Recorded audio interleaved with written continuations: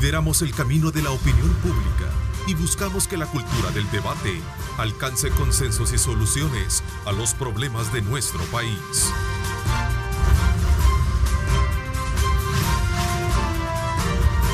Diálogo con Ernesto López, edición especial.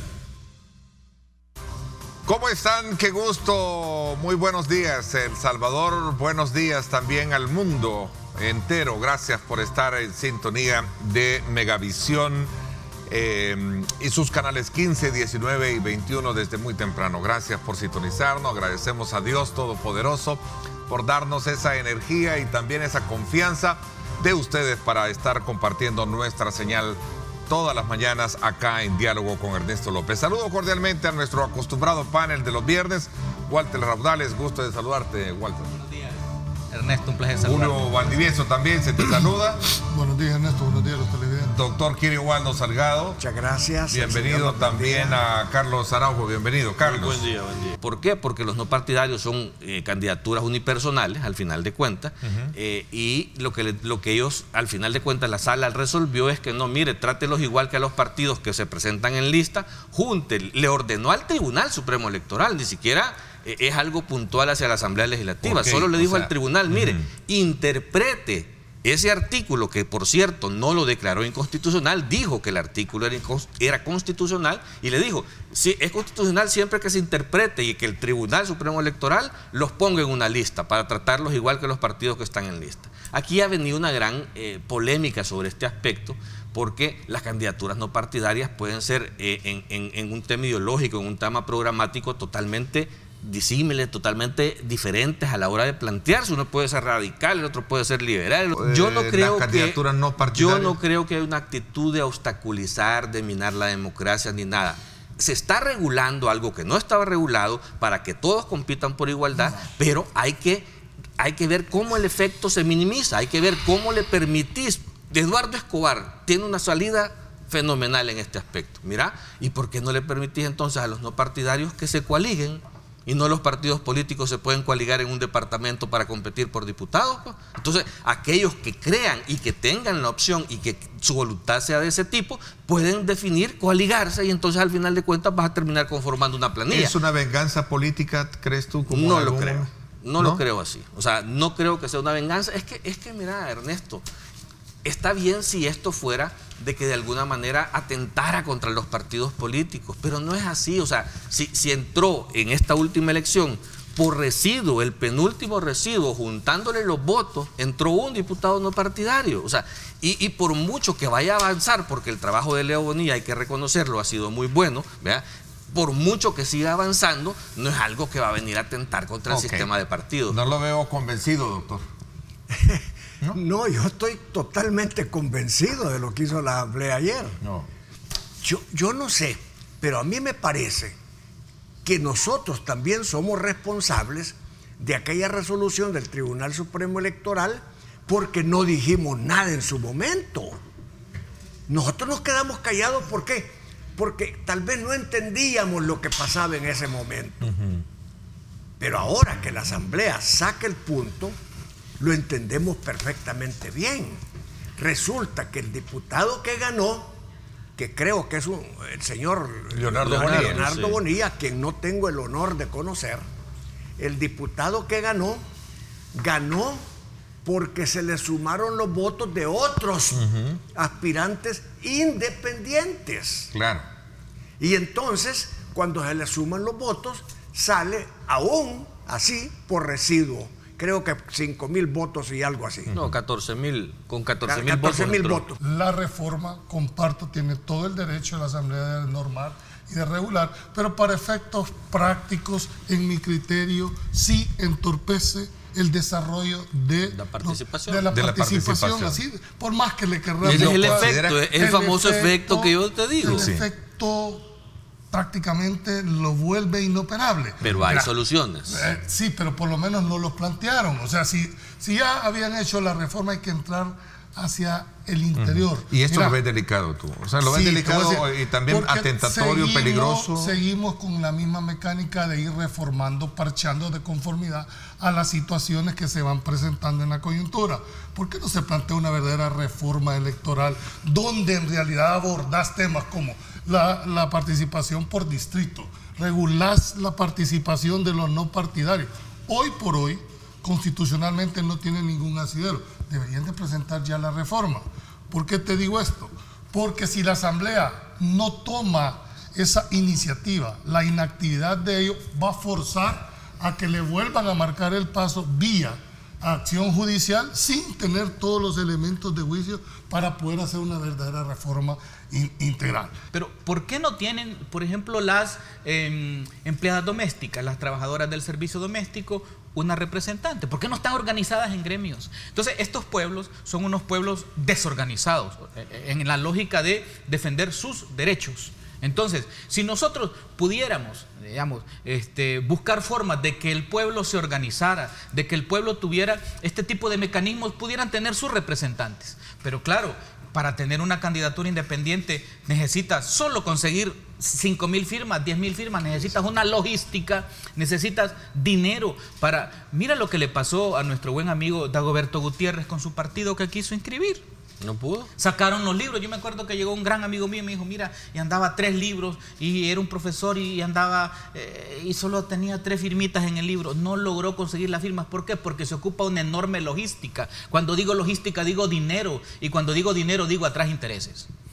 Para sacar 10.000 firmas necesitas 15.000 busitos, sí, sonido, el motorista, y eso es dinero, David, de comer. ¿Y eso es bueno que pidan ese montón de firmas? Ese es otro debate, ¿verdad? Pero a lo que voy yo es 2 cosas. La legislación que ha hecho los diputados es muy buena, o sea, digamos, la parte de legislación, en la parte política de candidaturas independientes está bien. El que está fallando es el pueblo, que no está organizado para hacer uso de esa normativa, ¿no? Romeo Auerbach nos escribe y dice, vamos a ver si... El no partidario de entrada no quiere ser parte de un bloque porque sumaría de otro que quizás ni piensa igual. No creo que las reformas de ayer o antier hayan bloqueado las candidaturas no partidarias. No lo creo. Lo que creo es que ha ordenado un poco las candidaturas no partidarias. La legislación necesita un poquito más.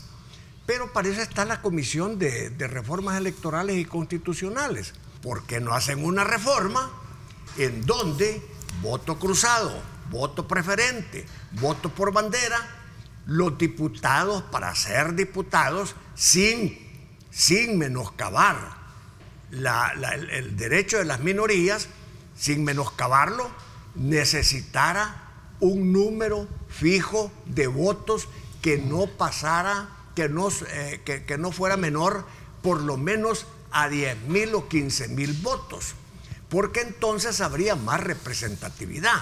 Pero estoy seguro que esa reforma no la van a hacer los diputados. Estados Unidos pidió extraditarlo para enfrentarla. Así que, bueno, pero usted sabe que Julian Assange estaba trabajando para los rusos. ¿Sabía usted eso? Está bien. Él fue el director intelectual y material de toda la difamación contra Hillary Clinton, haciéndole el juego a Donald Trump para que llegara a la presidencia. Y todo eso fue pagado, financiado y dirigido tecnológicamente por los rusos. El soldado Minin, que después se cambió de sexo, y que estuvo preso y lo perdonó Obama al final, ¿verdad? El que usted refiere, lo que hizo es una fuente, pero él ha seguido publicando. De hecho, ¿por qué le quita el asilo Lenín Moreno? ¿Por qué se lo quita? Porque Julian Assange, desde su cuartito ahí en la embajada, logró divulgar y dar a conocer informaciones donde el presidente de Ecuador, Lenín Moreno, ha hecho depósitos en empresas offshores, ¿verdad?, en paraísos fiscales. Entonces no le gustó y era cantado que le iba a quitar el asilo, y se lo quitó y lo entregó a los británicos, rompiendo toda la legislatura internacional y los convenios internacionales de asilo. Pero ¿quién es el que está detrás de todo esto? Detrás de todo esto está ese monstruo, esa sombra invisible, esos poderes secretos económicos que no lo van a permitir. También es que, pero esas son soluciones, pues esas son soluciones que te digo yo pueden plantearse de cara a resolver el problema del efecto de esta reforma. Porque es cierto, hay que ver cómo tener un mecanismo que al final de cuentas te permita competir en igualdad de condiciones con todo el resto. Pero es que es donde insisto, el modelo que existe actualmente de esas candidaturas en su forma de participación, no, es un modelo irregular que no lo equiparás con el modelo de competencia de los partidos. Entonces, ¿por qué no creas un movimiento temporal solo para un departamento? Crea un partido temporal para un departamento y que inscriban una planilla. ¿Y por qué no? O sea, eso es competir en igualdad de condiciones. O sea, es que no es que se quiera limitar, es que hay que poner las cosas en orden para poder darles un acceso y una participación igualitaria a todo el mundo. El efecto es que el modelo que se creó es el incorrecto y hay que corregir ese modelo de participación. Ahora, hay que corregirlo. Ahora, ustedes quieran o no quieran, ¿verdad? Existe una sentencia y mientras esa sentencia no sea modificada, revocada o anulada por esta nueva sala, tiene todos los efectos y va a ver si estas reformas vulneran o no vulneran por los eso parámetros de la que los ciudadanos la recurran. Esa reforma, Julio, quedó ya anulada porque cuando ordenó que se sumaran todos fue para aquella elección. Le ordenó al Tribunal Supremo para la elección donde quedó Leonardo Bolívar. Ese es de general, fíjate, yo creo que ha sido más de general. Porque no es constitución, no es inconstitucionalidad, no tiene efectos generales y obligatorios. Pero vayamos a la sala, que esta sala lo revise y que determine si cumple o no cumple. Dijimos en fácil. aquel momento, esas son líneas jurisprudenciales. Ocupemos la institucionalidad. Claro, yo creo que eso se le preguntó en tu programa de radio si iba a hacer algún tipo de recurso. ¿Qué le dijimos?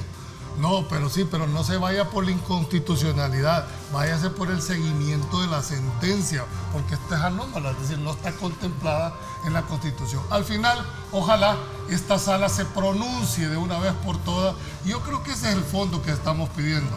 La celeridad. Al final, el ciudadano lo que quiere es que le dé. ¿No crees que dentro de la lista desbloqueada de los partidos no está ese conflicto? Velo. Y no porque viendo... hay un planteamiento ideológico en los partidos, tienen una línea ideológica planteada. Hasta ahí mi punto. Si los diputados no representan a ningún partido. Solo aclarar esto que está diciendo Walter. Sí. Aquí te voy a leer parte del voto razonado que dio el presidente de la Corte Suprema de Justicia y de la Sala de lo Constitucional cuando se hizo este fallo de la sala, que solo el presidente... del entuerto que se generó en aquel momento. No, y que no es malo, pues, pero fue un entuerto porque fue una estirada de la Constitución. Que hay que aceptarlo es otra cosa. Dice, el presidente en aquel momento en un voto razonado, que es un voto que no acompañó la resolución, porque fue por 4 nada más, dice, por otra parte, al brindar un trato igualitario entre candidatos partidarios y no partidarios, no debe perderse de vista que los primeros, los partidarios, participan en un listado o planilla entre quienes existe una identidad ideológica. ¿Qué te estoy diciendo? O sea, es que ese es el tema. Una cosa es... Oye, él está hablando de un voto razonado. Claro, no son argumentos, Al final la sentencia es la que manda, no el voto razonado. Claro. Desde el punto de vista legal, la sentencia tiene no de que nadie está atacando la sentencia y no se acató, pues. No, por eso, pero el hecho de que él haya razonado es su criterio. Yo te estoy sacando un argumento que así lo ha interpretado también la Asamblea Legislativa en función de crear esta reforma. Y que por cierto él sigue al que no le guste que lo recurra, que vaya a la sala, hombre. Al que no le guste. Eso es lo que va a pasar. Así las cosas. La Asamblea no reeligió a la Procuraduría, al responsable o a la titular de representar la Procuraduría o dirigir la Procuraduría General de la República, incumple una vez el plazo. ¿Qué piensa? Doctor Salgado, no sé. Bueno, y que esto es costumbre de la Asamblea. Esto así ha sido siempre, siempre. Empiezan y llaman a un montón de gente, llegan 40, entrevistan a los 40, hacen todo el show mediático, luego llegan a un grupito Y cuando llegan a ese grupito que representa los intereses de los partidos políticos, ahí viene el problema. Y el problema ahora es mayor porque solo es un funcionario o una funcionaria. El problema cuando es la Corte Suprema de Justicia, que esté integrada por representantes de los 3 principales partidos políticos, que cada uno tiene su magistrado ahí. O sea, ¿qué podemos esperar? ¿Qué podemos esperar de la Asamblea? Yo sé que hay buenos diputados, yo sé que hay diputados que no comparten los intereses de otros que ya lo hacen pensando en cómo van a ser beneficiados de alguna forma. Entonces, para mí, esto no es extraño y no vamos a tener procurador o procuradora durante algún tiempo. Menos mal que hay una procuradora adjunta que puede hacerse cargo de los asuntos de la Procuraduría, pero no esperemos peras del olmo. Señores, la Asamblea sigue igual. Bueno, ahí está el IDUCA, que la vez pasada les aplicó con la elección del fiscal una demanda, ¿verdad? Y se resolvió en contra de los diputados y fue el correr de ellos. ¿Y pagaron la multa? Y el asunto es que apelaron algunos. Y el asunto es que tiene que ser, el pago es de su propio pecunio. Sí, no es de la Asamblea Legislativa el que va a hacer. Entonces, por eso tienen que tener cuidado porque el precedente aquel está de elección. Yo creo que al regresar de Semana Santa lo van a hacer. Lo que pasa es que andaban en prisa para irse a China algunos y los otros ya para las vacaciones. Entonces, ahí estarán dentro de nuestra base de contacto. Pásenla bien y, como siempre, recuerden lo más importante: amar a Dios sobre todas las cosas. Así sea. Éramos el camino de la opinión pública y buscamos que la cultura del debate alcance consensos y soluciones a los problemas de nuestro país.